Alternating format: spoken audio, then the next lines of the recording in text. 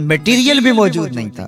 حل اتا علی الانسان حین من الدہر لم یکن شیئا مذکورا. انسان پر وہ وقت بھی آیا ہے جب یہ قابل ذکر چیز ہی نہیں تھا. اس کا نقشہ نہیں تھا، اس کی صورت نہیں تھی، اس کا میٹیریل نہیں تھا، اس کا مادہ نہیں تھا. لیکن جس نے حضرت انسان بنایا، پانی کی بوند سے تخلیق کیا، تو اب کیا وہ ہڈیوں کو جوڑ کر انسان نہیں بنا سکتا؟ تو یہ کفار بات کرتے تھے کہ نہیں نہیں نہیں، اتنی بوسیدہ ہڈیوں کو کیسے زندہ کیا جائے گا، یہ بات سمجھ میں نہیں آتی. پھر ان کے ذرے بکھر گئے. بعض انسانوں کو جانور چیڑ پھاڑ کے کھا گئے، کچھ وہ کھا گئے، کچھ ہڈیاں پڑی رہ گئیں، کچھ ان کی ہڈیاں راکھ بن کے اڑ گئیں. تو کیسے ہو سکتا ہے کہ ان کو دوبارہ زندہ کیا جائے، ان کے اجزاء جوڑے جائیں؟ اب یہ عدی بن ربیعہ نے بھی یہی کہا. اللہ ارشاد فرماتا یحسب الانسان ان لن نجمع عظامہ. یہ آدمی گمان کرتا ہے، کہتا ہے کیا ہڈیوں کو دوبارہ زندہ کیا جائے گا؟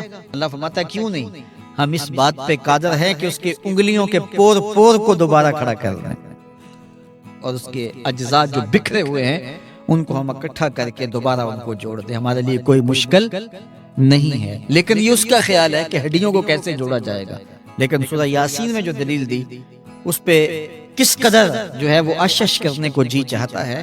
فرمایا کہ قل یحییھا الذی انشأھا اول مرہ. یہ کہتے ہیں یہ ہڈیاں کون جوڑے گا؟ کہا جب ہڈیاں بھی نہیں تھی، جس نے ہڈیاں بنائی اس کے لیے جوڑنا کیا مشکل ہے.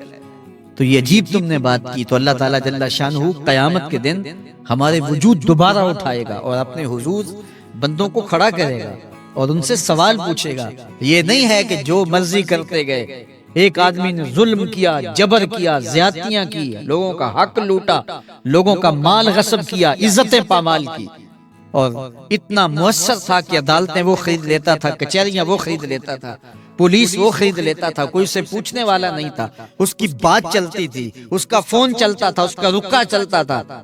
عیش و عشرت کی زندگی گزاری اور مر گیا. ہزاروں کے حق غصب کر کے، ہزاروں کا مال ہڑپ کر کے، لوگوں کی آبروئیں لوٹ کے مر گیا اور قبر میں چلا گیا. بس قصہ ختم. اب نہ وہ اٹھے گا، نہ اس سے حساب لیا جائے گا. تو پھر انصاف کہاں گیا؟ ایک عدالت ایسی ہونی چاہیے کہ جس عدالت میں اس کو بھی پکڑا جائے اور ٹکٹکی پہ باندھا جائے کہ دنیا پر تو کسی نے تجھے پکڑا نہیں، آ اس عدالت میں تیرے خلاف سلطانی گواہ بھی موجود ہیں اور تجھے گناہوں کا، جرم کا بدلہ بھی دیا جائے گا، اور منصف جو ہے وہ انصاف کرے اور ان مظلوموں کو کھڑا کیا جائے کہ دنیا پر تو تمہاری داد رسی کسی نے کی، اس دربار میں تمہاری پوری پوری داد رسی کی جائے گی. عقل مانتی ہے کہ ایک